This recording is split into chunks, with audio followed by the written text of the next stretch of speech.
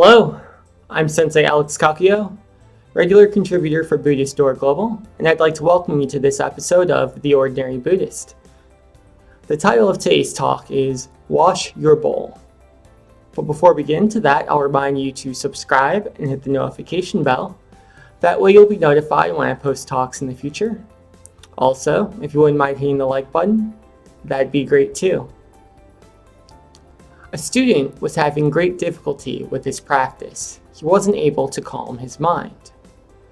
So after breakfast, he went to his teacher and asked him, "Please, teacher, help me to calm my mind." And the teacher replied by asking, "Have you eaten breakfast?" The student said yes.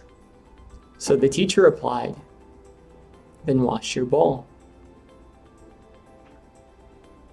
That's such a simple teaching, wash your bowl, but it's very difficult to put into practice because none of us as human beings want to simply wash our bowl.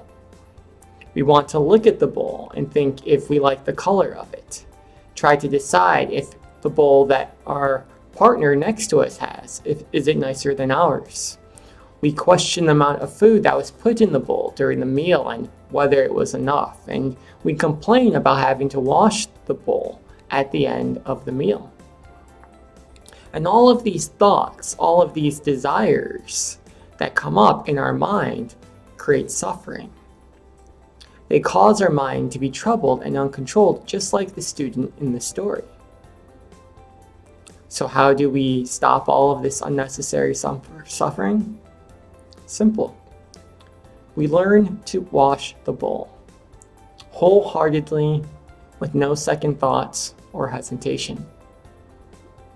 Again, very simple, but very difficult to do. Thankfully, in Buddhism, we have a practice in seated meditation that teaches us how to do exactly this. When we sit on the cushion and take the noble posture, and bring our focus to our breath, on the feeling of air going into our nose, moving in and out of our lungs. Each time our mind wanders to a desirous thought, I don't like my bowl. I wish my bowl was different. I don't want to wash my bowl. We bring our thoughts back to the breath. And as we do this over and over again, 10,000 times, what ends up happening is our thoughts subside. Our desires subside, and our suffering, bit by bit, begins to go away. More than that, once we learn to use our breath as the focus of our concentration, we can do the same thing with other parts of life. Maybe when our thoughts wander, we think about the feeling of the grass beneath our feet. We focus on a bird flying in the sky, or we focus on the act of washing dishes. And as we practice this single-pointed concentration, our minds become calm, our lives become peaceful, and we become very happy with the bowl we have in front of us. Amitabha.